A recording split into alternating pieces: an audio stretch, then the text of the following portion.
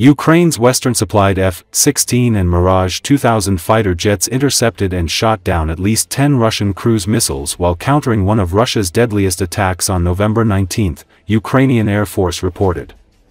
Overall, the Air Force shot down 442 of 476 drones launched by Russia and 41 of 48 missiles that were fired. Ukrainian Air Force said Western-supplied F-16 fighter jets used by the country's armed forces have destroyed more than 1,300 Russian air targets since entering service with the Ukrainian armed forces in August last year. The Air Forces stressed that F-16 fighter jets have repeatedly attacked Russian troops while providing support to ground forces, with 300 ground targets being hit, and hundreds of military equipment destroyed. Among F-16 targets are also Russian logistic facilities, drone control points, command posts, ammunition depots. The Ukrainian Air Force stressed in its statement that F-16 pilots and ground aviation personnel work daily in tough and extreme conditions. The only thing on everyone's mind right now is the uninterrupted and timely supply of aviation weapons from Western partners. Because without a sufficient number of bombs and missiles, the F-16 will not help defeat the enemy, the Ukrainian Air Force stressed. French-produced Mirage 2000 multi-role, single-engine fighter jet has also proven successful in Ukraine's operation to strike Russian targets. At least 25 people were killed in Russian attack on civilian infrastructure involving 48 missiles and 470 drones in western Ukrainian city of Ternopil in what became one of the deadliest Russian attacks since Kremlin launched its full-scale invasion in February 2022. Another 73 people were wounded, 15 of them children were injured in the attack. Ukrainian armed forces suggested that the Russian army destroyed one of buildings in Ternopil with a Kh-101 missile. 30 more people were injured in western Lviv and Ivano-Frankivsk regions. Ukrainian President Volodymyr Zelensky said the Russian attack caused significant destruction and many victims were reported to be in the rubble. Wednesday's attack became the largest Russian strike on Ternopil, a city close to the Polish border.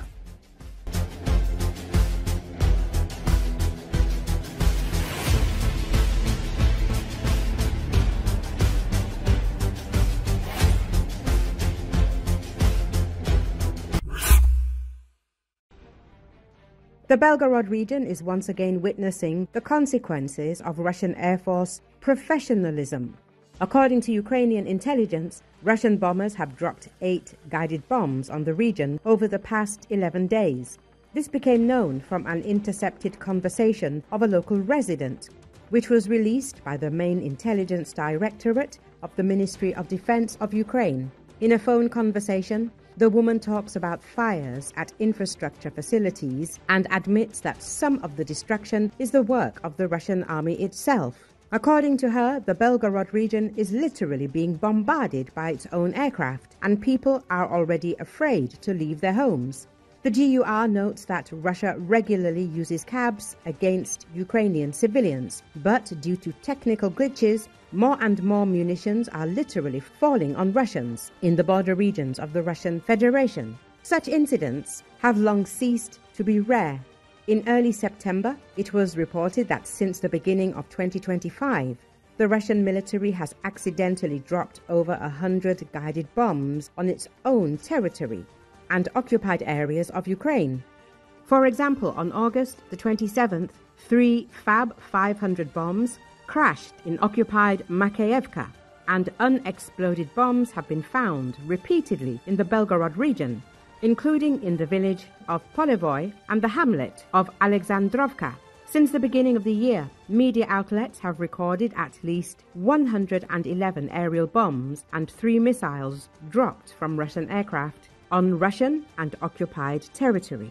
By comparison, there were approximately 165 such incidents in all of 2024. The falling of Russian bombs on their own settlements is nothing new. In 2024, around 159 bombs dropped from Russian aircraft onto Russian territory, or the temporarily occupied territories of Ukraine. Meanwhile, by March 2025 alone, at least 125 bombs had already been recorded as having fallen out of Russian aircraft since the beginning of the year. This is likely linked to the increased use of aviation for strikes on Ukrainian territory. According to Astra's sources, since the start of the current year, Russian aircraft have released at least 120 high-explosive bombs and 7 UMBP, Universal Inter-Surface Glide munitions. These are high-precision guided bombs with an integrated warhead equivalent to a FAB-250. Recently, a large fire broke out at the Vokzalny shopping center in the town of Korocha, Belgorod region, Russia. The town was attacked by unidentified drones, according to Belgorod Governor Gennady Gladkov and Russian media. According to residents, unknown drones struck the town. Residents said they even heard the sound of a drone being shot down over Korocha. The governor reported that one of the strikes set fire to the roof of the commercial building. Additionally, parts of the town and nearby settlements, Pogorelovka and Podkopayevka, were temporarily left without electricity.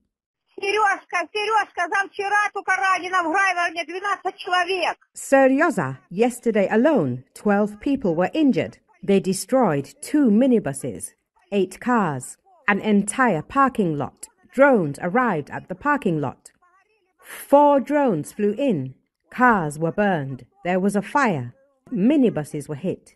14 to 18 were injured. For 11 days, Russian bombers dropped 8 bombs. 8 bombs on the territory of the Belgorod region. Can you imagine?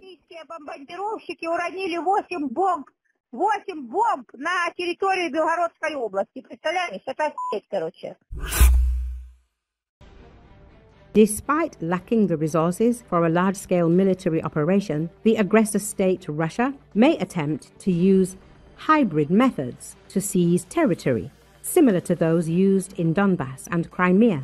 Military expert and former SBU officer Ivan Stupak voiced this opinion during a chat on Glavred. According to Stupak, Russia currently lacks sufficient forces to repeat a full-scale invasion similar to the war in Ukraine, as all its resources are focused on the Ukrainian front. Therefore, hundreds of tanks won't be deployed to Estonia, Latvia, or Lithuania. However, the expert notes that these countries are small in size, meaning that a much smaller force could be sufficient for destabilization. Stupak believes that the most likely operation is a little green men type, when a small group of well-armed people seizes key administrative facilities in border towns. This scenario is entirely possible, since 200 armed men could hold a city like Narva in check. Moreover, the encirclement around Estonia is tightening, and some kind of trouble could be expected, Stupak believes. According to the military expert, Moscow may try to take advantage of Europe's current weakness. In 2 years, Europe could be much stronger, and the moment will be lost. Weakness provokes aggression, so Russia could try to seize a country, city, or region, Stupak emphasized.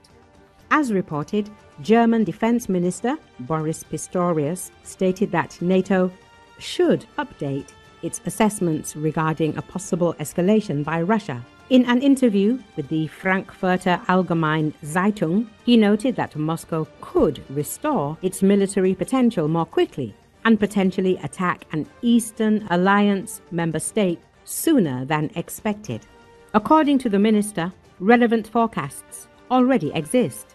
New calculations indicate that the risks could arise as early as 2028. Some military historians even claim that last summer could have been the last peaceful one. Despite this, Pistorius emphasized that NATO retains a strong deterrent potential, both conventional and nuclear, and remains fully prepared for defense. At the same time, he noted that alliance countries need to accelerate their efforts to strengthen their own defense capabilities.